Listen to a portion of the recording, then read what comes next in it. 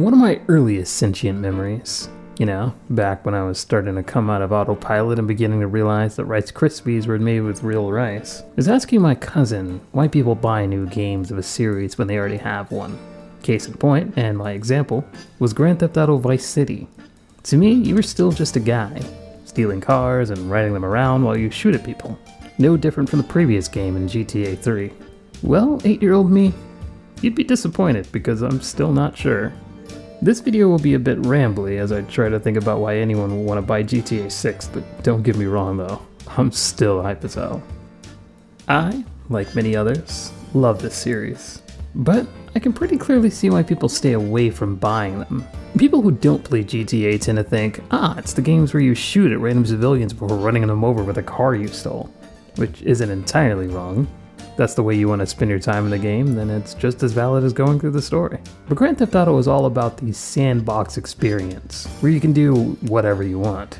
The stories crafted in these experiences are not even close to what I'd buy them for in the first place. I remember doing a mission that I just could not complete when I was a kid, and ended up going on city exploring ventures. I'd still play the game every day, but I'd still find myself driving through neighborhoods and getting into gang fights with random street thugs. Or trying to get a civilian to fight another by punching one of them and then having them attempt to miss me in the punchback and hitting another one.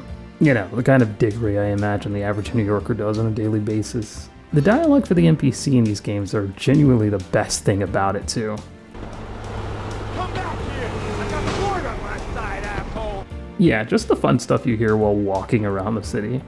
Or driving.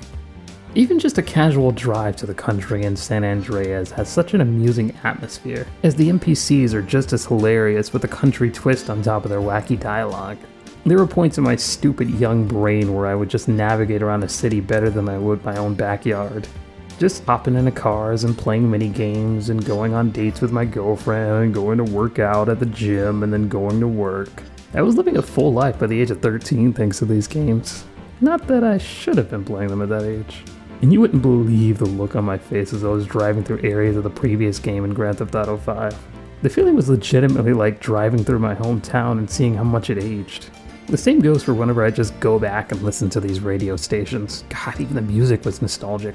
Rockstar always licensed out a bunch of these games from all types of genres and put them into radio stations. I'd listen to these whenever I got into a car, complete with radio personalities hosting talk shows. One of my favorite being the entertaining host from Vice City's public radio show, Maurice Chavez, a man climbing the broadcasting ladder at a rate of 6 knots. A failed comedian that now works for pennies by interviewing random citizens of the city. These people are usually pretty extreme stereotypes of average Americans. The question: is it moral to celebrate Thanksgiving, a holiday that is clearly about gluttony? Well, I for one love a casserole, and at my weekly meeting my congregation has a potluck. It's one thing to love something, but if you don't shower it with money, then just don't talk to me. Communism, don't make me puke my guts out, please. Well, I myself love casseroles on Thanksgiving. And the way to teach your children the rich history of America is through theme parks. Radio stations like these will be one of the many reasons I drive around in the most perfect car that I found abandoned at a traffic light. I hope you're not waiting on me to talk about the missions or the core game or anything. I genuinely don't think that anyone could sell these games based off the story or missions, even if they are pretty engaging. It's a lot like Skyrim, where the more you do, the more the world opens up to you in the game, which is a fair enough trade-off. Who plays sandbox games for the main story anyway?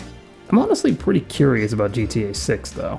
I'm not much of a graphics guy, but sheesh, these visuals look amazing. It really looks like a general leap up from the last game, and if I recall correctly, 5 was pretty superb when it came out as well on the PS3. It looks like things will be pretty close to lifelike as well, with the TikTok live streaming a freaking gator walking into a store. They're flirting the hell out of this one. It's got everything, the crazy drunk pedestrian, beaches everywhere, wild gators in a pool. It really does look like home to me, and not just because I'm from Florida. It really does seem like in this one you'll be doing more than just bowling with your cousin. I'm really liking the vibe so far though. 2025 cannot come fast enough. But yeah, that's all I got. Sorry for the low energy video today. I thought I'd wind it down with a bit more talk about my excitement for GTA 6 while mentioning my fondness for it. But yeah, what do you think about the new game? I appreciate you making it all the way to the end, and I hope you have a great day. Thanks for watching. See you tomorrow.